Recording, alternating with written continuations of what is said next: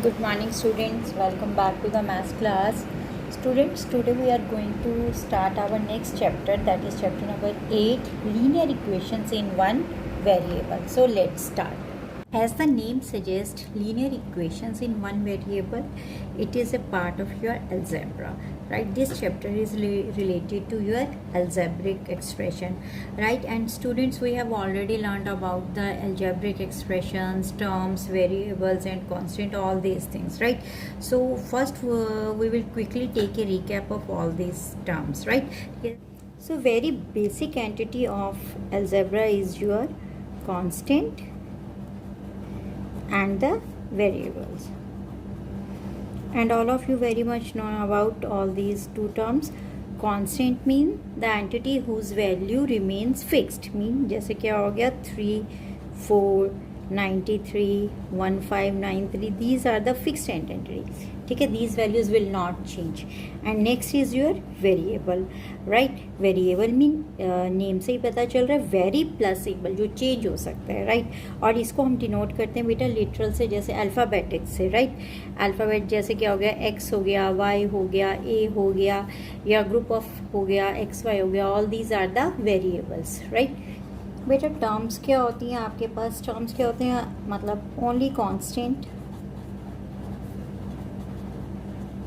या only variable और group of both या both together form a term. Mean मेरे पास अगर ऐसे है, एक्स है, x is also a term, right? एक ये वेरिएबल हो गई ना, ये वेरिएबल टर्म हो गई. अगर 56 लिखा हुआ, 56 ऑल्सो एक टर्म, राइट? ये कांस्टेंट टर्म हो गई. अब ये मेरे पास 56x, अब इसमें क्या हो गया, कॉम्बिनेशन हो गया ना. 56 क्या हो गया, कांस्टेंट हो गया, x क्या हो गया मेरे पास, वेरिएबल. ये मेरे पास क्या चीज़ हो गई, कंबाइंड हो गई, राइट बेटा? ये भी मेरे पास क्या आती है, टर्म होती है, ठीक है? तो टर्म्स में हमारे पास क्या आ सकता है, कोई भी कांस्टेंट, वेरिएबल या group of, it is expression. Okay students, in expression beta only a single term or the group of terms are there beta, right? अब हम इन terms की grouping कैसे करते हैं, with the help of arithmetic operators that are your addition, subtraction, multiplication or division, right? Like see one example, 3x, it is also an expression, right? or 3x plus 6, it is also an expression. Clear हो गया? ये मेरे पास क्या था, variable हो गया हमारे पास एक्सप्रेशन. और ये मेरे पास अगर खाली 6 लिख दूंगी, ये भी एक्सप्रेशन है, बट ये कौन सा आ गया मेरे पास, कॉन्स्टेंट्स, राइट? और इस एक्सप्रेशन में मैंने क्या किया, वेरिएबल और दो टर्म्स है, एक वेरिएबल वाली और एक सिंपल कांस्टेंट वाली, उनको ज्वाइन कर दिया, ग्रुप कर दिया with the help of this arithmetic operator, that is sign of addition. You can take another also, जैसे 4y minus 7, it is also a expression. In this expression beta only one variable is there, जैसे 4y minus 7, only y is the variable ना बेटा, right? ठीक है? We can take it for many more times also, like 4y plus 3y minus 7 plus 6y, right बेटा? इन सब में क्या हो रहा है, एक सिंगल ही वेरिएबल यूज़ हुआ है ना इस एक्सप्रेशन में, दैट इज़ वाई. तो ये मेरे पास कौन सा होगा, सिंगल वेरिएबल एक्सप्रेशन बन गया.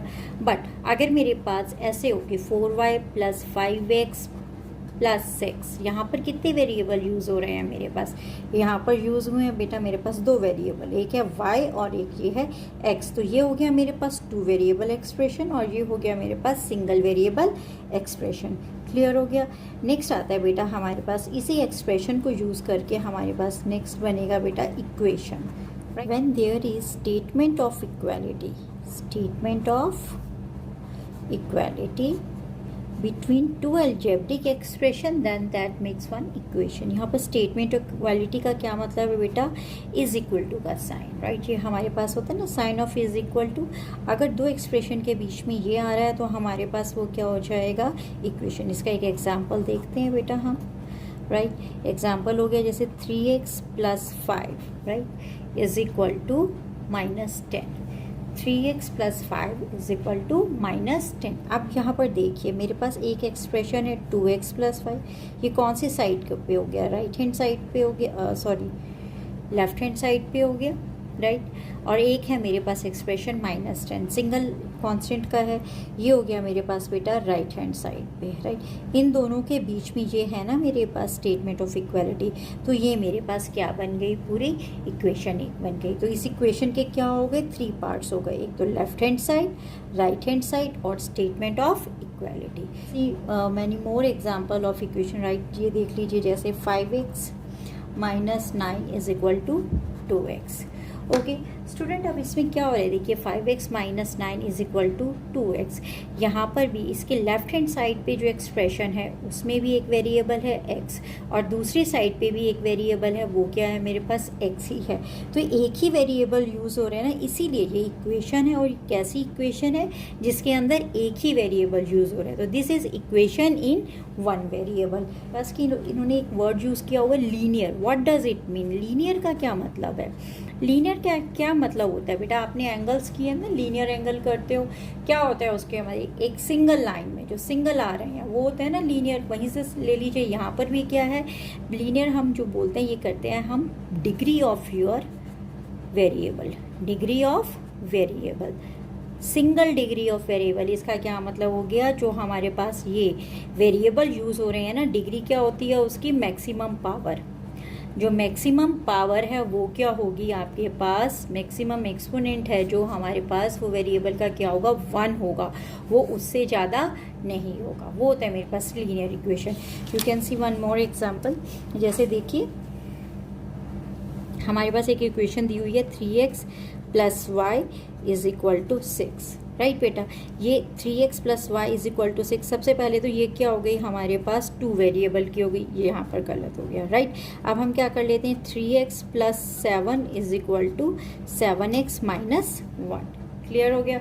अब इसमें क्या है, यहाँ पर x की क्या डिग्री है, डिग्री का क्या मतलब बताया था मैंने, पावर। क्या पावर है, 1। यहाँ पर भी x की क्या डिग्री है, 1। तो ये मेरे पास क्या बन गई, linear equation in one variable, clear है। अगर यहाँ पर x की 1 की जगह पर क्या वैल्यू होती है, जैसे 3x² + 6x + 2, राइट। तो अब ये मेरे पास क्या हो गया, यहाँ पर = 0, क्लियर है। यहाँ पर x की क्या पावर आ गई थी बेटा, 2 आ गया ना, which is not equal to 1, greater than 1 हो गया ना। तो ये मेरे पास क्या होगा, it is not a linear equation. Linear का क्या मतलब है, जब हमारे पास इक्वेशन की मैक्सिमम पावर क्या होती है, 1 हो। इस चीज़ की बेटा जो हमारे पास इक्वेशन है 3x + 7 = 7x - y, इसको हम सॉल्व कैसे करते हैं बेटा। इसको सॉल्व करने के, किसी भी इक्वेशन को सॉल्व करने के आप लोगों को पता है 3 मेथड्स होते हैं। First is your trial and error, second is that is systematic method, जिसको इन्वर्स मेथड भी कहते हैं, और थर्ड होता है आपके पास ट्रांसपोजिंग। और अब 2 साल में हमने 6th और 7th में ये तीनों मेथड सॉल्व करके देख लिया। सबसे ज़्यादा जो कंफर्टेबल और कन्वीनियंट है दैट इज़ योर ट्रांसपोजिंग, ठीक है। तो हम वही ट्रांसपोजिंग मेथड से इन इक्वेशन को सॉल्व करेंगे। Yes here I also want to tell you one thing, जो हर इक्वेशन होती है ना बेटा, उसका क्या होता है, एक सॉल्यूशन होता है। वो जो नंबर, जो वैल्यू इस इक्वेशन को सेटिस्फाई कर रही है, इसको ट्रू कर रही है, वो क्या कहलाता है, इस इक्वेशन का रूट या उसका सॉल्यूशन या उसकी वैल्यू। मतलब जो भी इसके अंदर जो x की वैल्यू जो इसको सेटिस्फाई करेगी, मीन लेफ्ट हैंड साइड और राइट हैंड को इक्वल प्रूव कर देगी, वो क्या कहलाएगी, उसकी रूट या उसकी वैल्यू इक्वेशन की। क्लियर हो गया ये आपके पास, या उसको मैं सॉल्यूशन भी कहती हूँ। See one question of your exercise, question number 1, that is solve and check the solution, part D.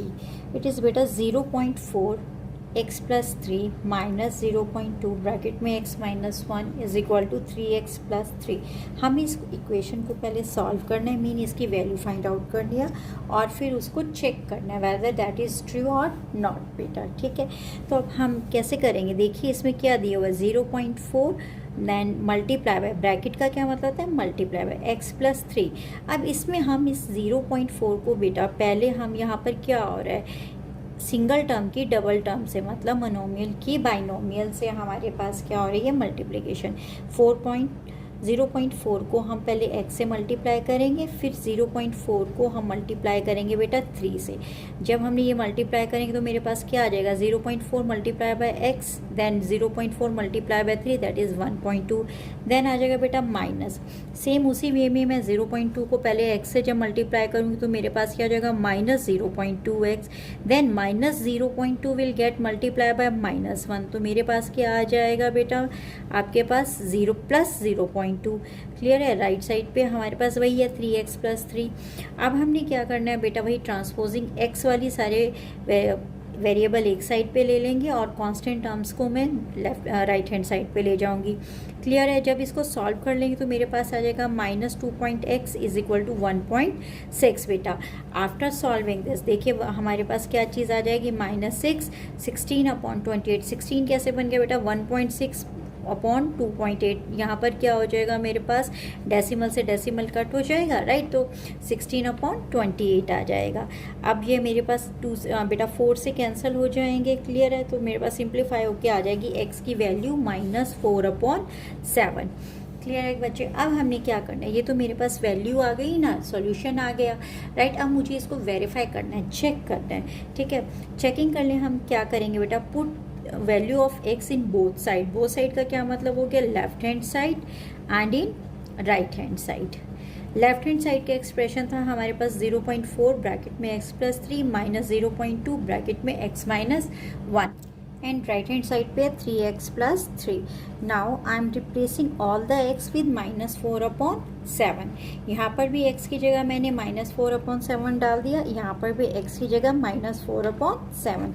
In right hand side also मैंने यहाँ पर 3x में क्या किया, x को रिप्लेस कर दिया -4/7 बेटा। और उसके बाद जो मैंने सॉल्व किया, देखिए इसको पहले ब्रैकेट्स को सॉल्व करना है बेटा। ब्रैकेट्स में मैंने एलसीएम लेके ब्रैकेट्स को सॉल्व किया, राइट, दोनों साइड पे। और उसके बाद मेरे पास क्या आ गया बेटा, लेफ्ट हैंड साइड और राइट हैंड साइड दोनों की वैल्यू क्या आ गई, 9/7। दोनों की वैल्यू क्या आ गई, इक्वल आ गई ना, सेम वैल्यू आ गई। तो हमारे पास प्रूव हो गया that left hand side is equal to right hand side, hence verified. Okay students, in this way you can solve all the question of this exercise, and that's all for today. PDF related to today's work has been uploaded. Try to solve that. All the best.